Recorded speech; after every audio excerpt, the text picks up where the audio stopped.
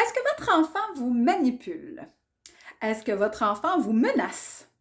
Menace de se faire mal, menace de ne plus vous aimer, menace de ne pas obéir? Hmm, ça arrive pas, ça? Ben non. Surtout pas en 3 et 5 ans. Je suis Laetitia Adam, coach familial hypnologue, et aujourd'hui, j'ai envie de démystifier cela avec vous. Alors, entre 3 et 5 ans, votre enfant a besoin de contrôle, a besoin de pouvoir. En fait, il se rend compte que ça fonctionne de plus en plus et qu'il y a de plus en plus d'autonomie, de capacité qui fait en sorte que il a envie d'aller plus loin, il a envie d'explorer, explorer son environnement, explorer le monde qui l'entoure. Et ça passe par différentes activités, différents jeux. Il se rend compte également qu'il commence à avoir du pouvoir sur ce qu'il dit, que ses mots ont de l'impact sur vous, sur nous, parents, adultes, qu'il côtoie. J'entends souvent dire « il est tellement manipulateur ».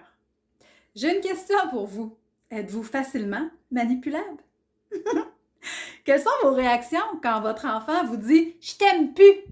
Hein? Ben, il y en a que ça va venir gricher, là, mais au plus profond de leur intérieur. J'ai même des parents qui vont se mettre à pleurer.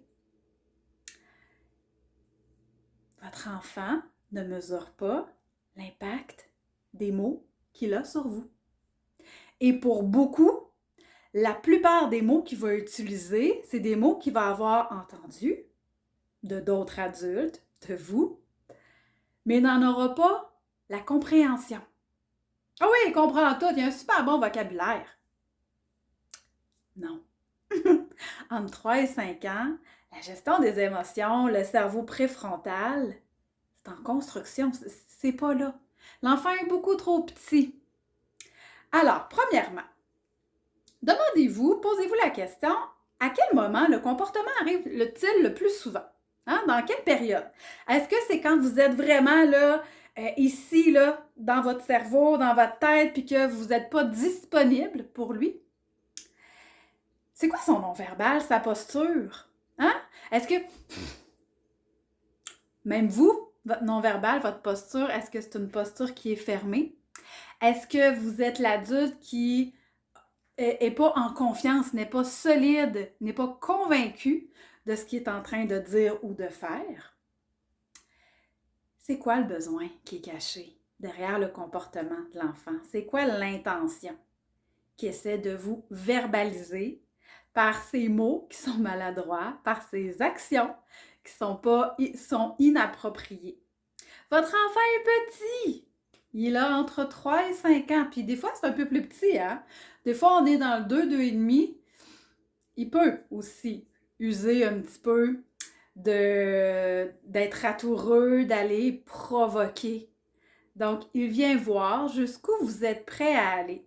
Si l'adulte devant lui est solide et confiant, donc votre thème de voix, votre posture, va lui démontrer si vous êtes apte à bien prendre soin de lui. Souvent, je vais dire à mes parents, est-ce que vous vous sentez solide et confiant dans l'intervention que vous allez mettre en place? Prenez 3 secondes avant de donner une consigne, avant de vous mettre en action.